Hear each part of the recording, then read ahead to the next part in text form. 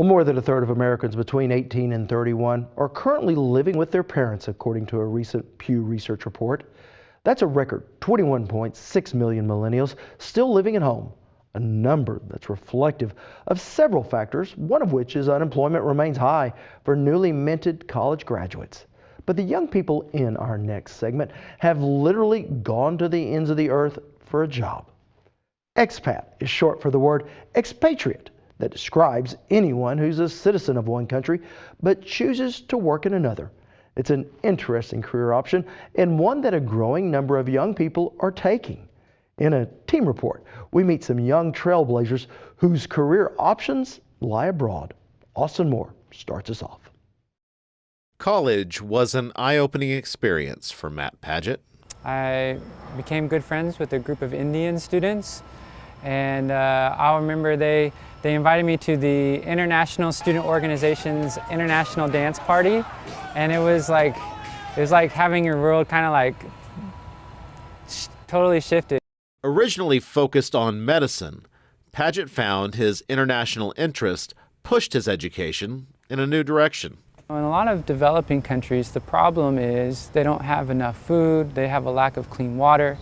You know, that's really more of an economics situation. So Matt got his master's in agricultural economics before heading overseas.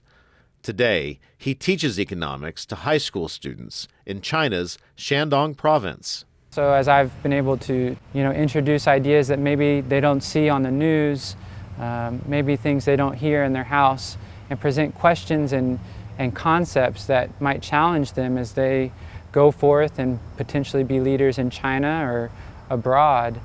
And I think, that does have the power to change. And so I do think I am having a positive impact. The State Department does not release specific numbers of non-military American citizens living and working abroad, but some estimates put the number at roughly 9 million. Clearly, stories like Padgett's are not unique. In fact, they often share the common threads of passion and opportunity.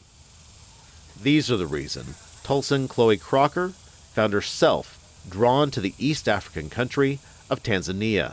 When I went there the first time, I was just overwhelmed by the people and how kind they are and how generous they are and the sense of community that they create.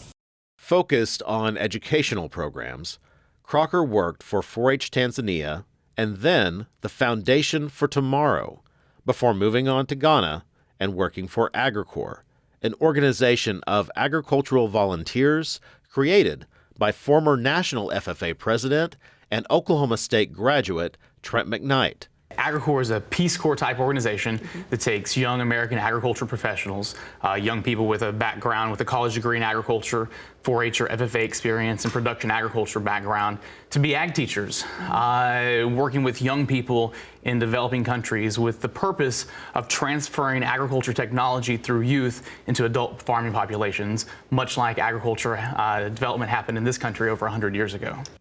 And development work such as this is a common role for Americans working in the developing world, and for good reason. No matter what your skill set is, there's a way that you can contribute in a developing country. If you are a contractor, or you are an expert in finance, or you are a teacher, there are a million different ways that you can contribute over there. And so, there's a lot of diversity and job opportunities. But the nature of the developing world is that it is developing. And so opportunity goes well beyond charity. People are recognizing that Africa has a competitive economy. They're the fastest growing economy in the world. And they have a lot of opportunity for business and investment. And so they need more people like that who are coming in to Africa and not seeing it as a place in need, but seeing it as an opportunity to create. People like Tyler Schooley. Once you figure out how it works, there's a lot of opportunity to exploit from a business standpoint and then also from a social impact standpoint, where there's a lot of people still in need, and especially in need of jobs. Schooley has Rocket Africa, supplying promotional items in Uganda, Kenya, and Rwanda. So we serve some of the top brands in East Africa. These are telecom companies, these are beverage companies, and large beer brands, as well as fuel companies and banks. I really want to position us to be a Pan-African company, so I'm seeing where we can serve multinational brands across the continent. Though Schooley warns, translating a U.S. business model to Eastern Africa is no small task.